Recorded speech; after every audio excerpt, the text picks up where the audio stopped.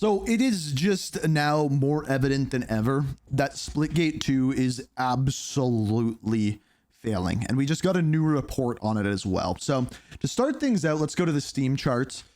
911 or 911 players on right now. A 24-hour peak of 2,000, all-time peak of 25,000.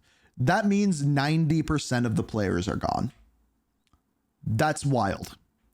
The report just came out, Charlie Intel from Streamforge. New report claims that Splitgate 2 developer reportedly paid over $400,000 to influencers to stream and play the game. Splitgate 2 has now lost 90% of its player base on Steam since the launch. Now, $400,000 to influencers isn't insane. Like, just straight up, I know some of these numbers. It's not insane. I'm pretty sure Ninja got paid like $1 million to play a Blackout when it came out. I'm pretty sure. If not that much, a lot. Probably like close to this number alone for himself. So like this isn't an astronomical number, but it is a lot. Now we got the exclusive Ace with a video titled Splitgate 2's retention problem. What is next for the game? It has a massive problem. Like this is not just a little problem. This is an absolutely massive problem that either the game's about to die, which is completely possible, or they need to like do something. And I don't even know what it is, because at this point you'd need to have marketing to resell the game to people. And you'd have to have something game breaking that would bring people back to this game. So let's see what Ace is saying. And maybe he has an answer, but I don't think he will. I don't think there is one, I guess is what I'm saying. What's up, guys? My name is Ace, and it's been a little while. I wanted to touch base with Splitgate 2 because we have seen some updates since the last time I've talked about this game. We've also seen a decline in the player base, just based on Steam charts at least. Whoop. Which isn't looking too good, and we've got some developer updates as well. So I just want to do touch base with this and share my thoughts. Almost half of that number was to Scump and Shroud. I heard that Scump had some sort of deal to continue streaming the game and turned it down because it wasn't enough money or something like that. Thoughts on what's going on with Splitgate 2 at the moment. And let's first start this off with some of the things that have come recently that you guys may have missed if you haven't played Splitgate 2 recently. The first thing is they added camo challenges, so you can actually grind camos. Yeah, we talked about that. And I think that's great. I'm glad they got on top of that one fairly quickly. Would have been nice to be there right at launch, but they did add it shortly after. And another big thing is Arena Ranked is also active, although there are a lot of issues surrounding that and a lot of room for improvement. So the biggest problem, we did play Arena. We went on, we played it. We played Ranked. The biggest problem I had with Ranked was I didn't love the game modes that were in it. Improvement as well. And those are really the main fairly new elements with Splitgate 2. Now let's talk a little bit about the fact that it appears Splitgate 2 is struggling, especially if we're looking at Steam player counts, which I just want to point out, just like when this discussion comes up with Call of Duty, Steam isn't everything. And I'm sure there's quite a few people on console as well that are obviously not. I would say that in general, Splitgate 2 is a game like Call of Duty that the majority of its player base is probably on console. Into these Steam charts, since there's not a whole lot of competition in the FPS space on console at the moment. So I'm sure there's more players playing on console, but at the very least, I think these Steam charts give us an indication of the general player trends, and unfortunately, it's trending downward fairly quickly. On top of this, just as another potential indicator here of Splitgate not doing too well, something I've noticed as a content creator is there's very little viewer interest in Splitgate 2, whether that be on stream. So what's weird about this is when, I agree with what Ace is saying, when Splitgate 2 came out, I had a couple videos that did pretty decently on Ink TV. Nothing crazy gangbusters, but decent enough to like do a couple more videos on it, and very, very quickly that died out, which was actually kind of similar to what Black Ops 6. It's seemingly in this arena shooter genre, everyone is looking for a good one, but no one is ever happy with anything that comes out. Like that's kind of what I am seeing from this. Streams or YouTube videos, it really just doesn't seem to be appealing to the wide audience that I think they were hoping to capture when they initially launched. And that is very unfortunate. It's actually one of the reasons I haven't been playing very much, and obviously I haven't been posting any videos on this, even though I planned on doing gun guides for this.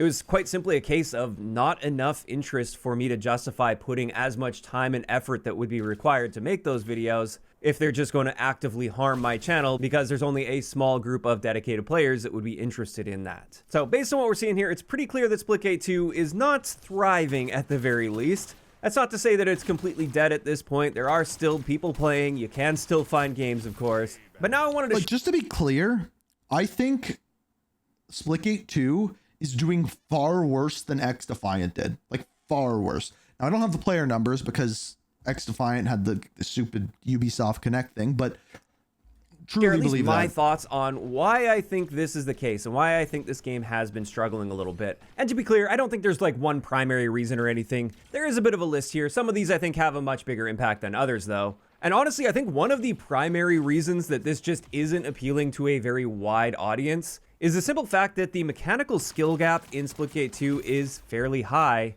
and therefore it's very hard for them to break into that massive group of very casual FPS players that have many other games that are available to them that cater heavily to them. And what I mean by the high mechanical skill gap of this is primarily 3D movement, so advanced movement, combined with quite a high time to kill, or a slow time to kill, relative to many other games on the market at least. Which makes for a really big skill gap. And this just requires a lot of movement and tracking skills combined. And then layering on top of that, we have the portal skill gap, which I think is very overwhelming for a lot of the more casual audience that is barely able to just keep up with the aiming and shooting part of the game, let alone the portals on top of it. Okay, wait. Let me try to just throw something out there. What is the game right now that is the first person shooter with the highest skill gap? Like, you could argue that it's like Counter-Strike, but as a whole, Counter-Strike has such a fast time to kill that if you put me in an arena with the best Counter-Strike player, I could get lucky, get a headshot, and kill that person. If I go head to head against Splitgate's best player, I will not get a kill because the time to kill is so long, right? I think you see what I'm getting at. So like, what is a game like this with a long time to kill and advanced movement mechanics that actually has a high player count? Is there any? I don't think there is. So I do think that's one of the big reasons that this game didn't absolutely blow up and like take over the FPS scene, for instance. And to be clear, that's fine. Not every game should be trying to do that. There's definitely a place for more niche games that don't appeal to that really wide audience, and I think it's good to have games. Which, by the way, you could argue is one of the reasons why Black Ops 6 didn't have the retention that it maybe should have, because it was like a higher time to kill, more movement mechanic style game compared to like a Modern Warfare 2019, which was for casuals, which had a super fast time to kill. And yeah. Games like that. However, I do feel Splitgate 2 is lacking in several other areas. One of the big things that I actually made a video on a little while back is it just felt like the game was incomplete at launch. It still felt like it should be in a beta state when it first launched. And even now, there are still several things that feel like they're just missing from the game, and they should absolutely be there. Like? One of the big ones is the ability to see your ping in-game. It still blows my mind that we can't see that. That's not a reason why people will or won't play a game. That's a null and void comment. And now that the player count has dwindled, I think it's even less likely we're going to see that, because I think the matchmaking is going to have to be stretching a little bit farther to find a game with fewer people playing, and therefore you're more likely to be seeing a higher ping, and they don't want to see you seeing a higher ping because then you're more likely to leave games, and that creates a bunch of issues. So I think maybe a bit of a tricky situation now, but at the end of the day, hiding that doesn't do any good for the players. No, it doesn't do any good, sure, but it's in not an online FPS game. That's not gonna make or break a game. It's just Next up, not. another thing that has irked me since the launch of Splitgate 2 is the fact that we can't select individual quick play modes. Yeah, I agree or with at the that. very least deselect some of the modes. Well, that's my biggest problem with ranked, like I was that we saying. don't want to play.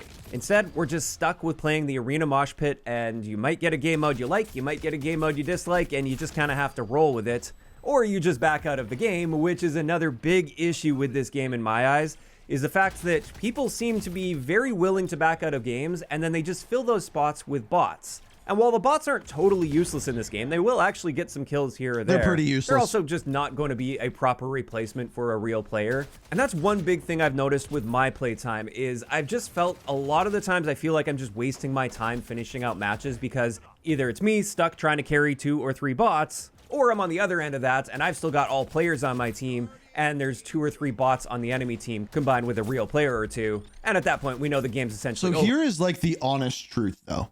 All of these things that he's saying are not the actual reasons. Like the closest thing that he said to why people are not playing the game is the skill gap thing, is the high time to kill, 3D movement. I think like the most important thing that I've learned with like making videos like this and games, like even playing Ready or Not lately, there is this very distinct gameplay loop. And whether that be failing a mission in Ready or Not, or going back to the headquarters, readjusting for the next mission, getting ready to go in for like another raid, if you will. There's no gameplay. There's nothing in Splitgate 2 that makes me go, let's play one more game. Let's play one more game. Like Call of Duty has things like that. Call of Duty has score streaks. Call of Duty has moments that are like, okay, like one more game. Let's see what we can do. Battlefield, on the other hand, doesn't use score streaks for that. It uses moments. So maybe an airplane spawns, you get into it and you do something wild in that airplane. Those are the moments you're like, dopamine hit, give me more. There is nothing in Splitgate that gives me that. Like maybe winning in the battle royale, but not even. I don't know. It's very we're odd. just fighting against bots when I didn't really sign up to be fighting against bots in a public match. I'm there to play and compete against real people. So I don't know how big of a reason that is for many people, but I know for myself and my own personal enjoyment of the game, that is something that has really been getting to me with Splitgate 2. And I do think there needs to be some player infill. I know there are downsides that come with infilling players into games in progress, because yeah, it's also frustrating when you search for a match and it puts you into a game in progress where you're so far behind that there's no chance of coming back. That's not fun either, but perhaps make like a window at least where it's early enough in the game and close enough of a game where there's at least potential for comeback, and we should be infilling players into those matches to help prevent those situations where, like, basically from the first minute of the game, you're already stuck with a bot on your team. So you're basically down a player already. No leaderboards is trash. Yeah, sure. Again, I don't think that's like a big reason. In my opinion, shooters simply gradually decrease in satisfaction since quarantine because you have friends to play with, but now... because not as many people are playing. Sure, yeah, I think you could argue that with all video games, but again, it comes back to that gameplay loop. If you have like this good gameplay loop, like I think that's like one of the things that like the Dark Souls genre has figured out. You make a difficult section and you have a checkpoint, and getting to that next checkpoint is all you care about. But that gameplay loop of doing that over and over again and trying to conquer that is what people enjoy there. They have figured out that gameplay loop. It's almost as though in the arena shooter genre, Call of Duty figured this out with score streaks and kill streaks, that having those in there and going for those time and time again is what people wanted. But eventually people have gotten used to that. Now like people are just like looking for a good arena shooter with something new in that gameplay loop. And I don't know what that is. Already at that point. And especially with some of the modes being round-based, they tend to last a fairly long time. That can just feel like a massive waste of time sticking in that game, which I think just perpetuates the issue, because then people see, oh, I've already got a bot on my team, I might as well leave. Now their teammates are stuck with 2 bots on the team, and then another guy leaves and now it's 3 bots on a team. And maybe that wouldn't be happening if they were infilling real players, at least early on in matches. Now on top of this, referring to the arena mode, I know something that is fairly controversial in the community. I kind of keep tabs on things and some of the conversations that are going on, at least. It seems like a lot of the really hardcore Splitgate 1 fans are very unhappy with the class system, where you have loadouts and abilities and stuff, rather than a more Again, not a big enough thing to make a difference. pure arena style shooter where you spawn in, everybody's on a level playing field, and you basically just pick your gun, and then there's weapon pickups around the map as well. So I think that has been fairly polarizing, and that may have pushed some people away. I honestly do not think there's anything they can do to save this game. I think the class system has also attracted a lot of players that otherwise wouldn't have been attracted to the game, so I don't know if that's really a wash or what the situation is there, but it is a big point that's often brought up, and therefore I think it's worth at least mentioning in today's video. After that, something else that a lot of people seem to be pointing to when it comes to Splitgate 2's apparent decline, although I don't know if this really factors in too much with people leaving the game because of the gameplay, because this is separate from the gameplay, but this is their pricing model in the store.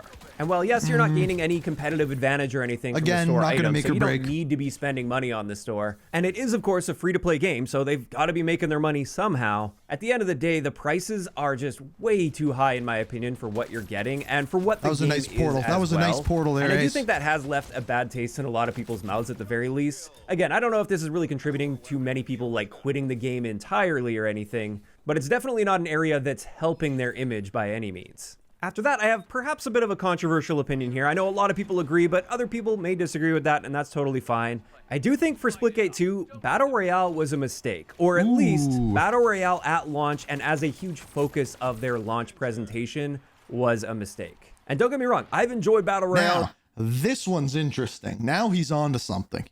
In this game, I think it is fun to play, but I also don't think that's the thing that makes Splitgate 2 special. Arena is what's really special about Splitgate 2. That is the core game that I feel they should really have been focusing on rather than just another Battle Royale thrown in the pile with a bit of a twist to it. Because I don't think Splitgate 2's future is in Battle Royale. It's in their arena style modes. And while pushing that at launch, probably got a lot of people to come in and check out the Battle Royale that otherwise... I think Battle Royales are just dead. I think he's right. I think that big spike in players was from the Battle Royale, but people are just sick of Battle Royales. So they almost needed to find a way to bring people into the arena shooter as opposed to bringing people into a Battle Royale into a failing genre. But maybe I'm wrong. Wouldn't have been interested in arena modes. I think it's pretty difficult to convert Battle Royale players into arena players. Yeah. And like I said, I think arena is really the future of Splitgate 2. So at that point, you're attracting all of these players that aren't really going to be converted to the main focus of your game, especially when it hasn't really had any time to establish itself properly first. And as much as I did have some fun with the Battle Royale in this game, I don't think it has enough legs to compete properly with the big players out there in the Battle Royale scene, like Warzone, for instance. And I do think that has hurt the game to a degree. I think it would have been much better to launch with just arena modes, really just focus heavily on that and fostering a good community within that. And then maybe down the road, once the game's a bit more established, you launch the Battle Royale, which offers something new and exciting for the players that have been playing Splitgate 2. And then at that point, you have the potential to attract some new players as well to the game. And they'd maybe be a bit more likely to convert. Put that aside for a second. I think the mistake there is the game was already coming out. You didn't need the Battle Royale at that point to bring people into the game. Now that you have already released the Battle Royale, you have nothing to bring a second win to the game, right? You've played all your cards. There isn't something that you can be like, okay, we released the game and maybe instead of 25,000 players on Steam, maybe it peaked at 14, 15, 16,000 players. And then you let that dwindle down to like maybe where it is right now. And then you release the Battle Royale, right? They played their cards, their chips too early. Into arena if it's already a heavily established mode that has worked out all the kinks and plays really well. Now, of course, that's just my opinion on that. I think it's totally fine if you disagree, but I definitely think Battle Royale has hurt them in the long run. And then one final thing that I wanted to talk about here that I think hurt Splitgate 2 early on was the overall developer attitude and approach with the launch, where the CEO did have a very politically charged. I don't agree with that. I think you need, as like a smaller studio, you need eyes on you. And it doesn't matter whether you get those eyes in a bad way or not. What it's going to come down to is if they took those eyes and put them onto a good gameplay experience, the game would have done well. It all comes back to the gameplay and that gameplay loop that this game doesn't have. Hat. I know that upset a lot of people and pushed them away. No, but even outside of the hat situation, I think it was the general attitude going into that presentation. I know they were trying to be big and loud and really stand out from the crowd. I get what they were going for, but I think that did backfire in a lot of ways, especially because it really seemed like a lot of that presentation was taking shots at the more established games in the FPS. Well, yeah, they did the same thing that X Defiant did, where they went directly after Call of Duty. And I think as soon as you get labeled a Call of Duty killer, you're screwed. I don't think like a game like that can do it, and it would take a really long time. The only game that has remained the test, passed the test of time as a shooter other than Call of Duty lately is the Finals. And the Finals has Arc Raiders coming out around it from the same studio to give it hype. And I've really never heard someone say, oh, the Finals, that's a Call of Duty killer. They've avoided that at all costs. And that clearly has worked and been the only thing that works for games like this. Market.